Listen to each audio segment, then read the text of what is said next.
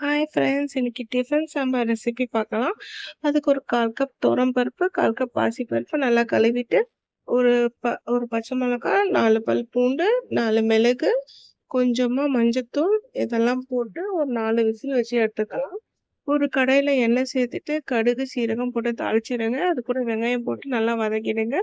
வெங்காயம் நல்லா வதங்கினதுக்கப்புறம் 2 பழமான தக்காளி அதில சேர்த்துக்கலாம். தக்காளி, வெங்காயம் எல்லாம் நல்லா குழைவா வதங்கினதுக்கப்புறம், ஒரு சிட்டிகை நம்ம பெருங்காயத்தூள் ஆட் பண்ணிக்கலாம். அது கூட 1 ஸ்பூன் காஷ்மீரி சில்லி, 1 ஸ்பூன் மல்லித்தூள், தேவையான அளவு சால்ட் போட்டு நல்லா வதக்கிக்கோங்க. அது கூட ஒரு சின்ன நெல்லிக்காய் சைஸ் அளவு புளி தண்ணி கரைச்சு வச்சிருக்கேன்.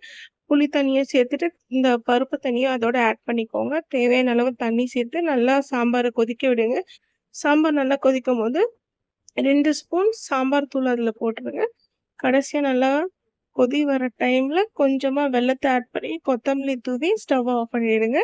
ஒரு சின்ன கடாயில 2 ஸ்பூன் நெய் சேர்த்து கொஞ்சம் கருவேப்பிலையும், 2 காஞ்ச மிளகாவும் தாளிச்சு கொட்டிடுங்க. அவ்வளோதான். தேங்க்ஸ் ஃபார் வாட்சிங்.